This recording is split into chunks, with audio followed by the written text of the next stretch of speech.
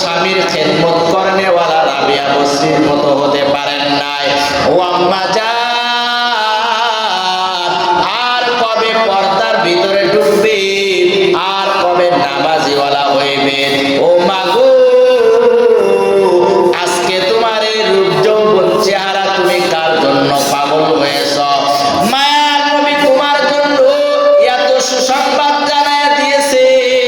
ও আম্মা জান, তুমি যদি নিজের পর্দার ভিতরে রাখো, স্বামীর সেবা যত্ন করো, সময় মতো বছরে এই রমজানের রোজাগুলো সময় মতো রাখো এবং স্বামীর খেদমত করো, মায়ার নবী জানায় দিছে ওই আম্মা জানদের জন্য সুসংবাদ, তার যে দরজা দিয়া জান্নাতে ঢুকতে মন চাইবে, ও আম্মা জান, সেই দরজা দিয়া আমার আল্লাহর বানানো জান্নাতে আমার আল্লাহর অনুমতি দিয়া প্রবেশ করার হুকুম দান করবেন। সুবহানাল্লাহ।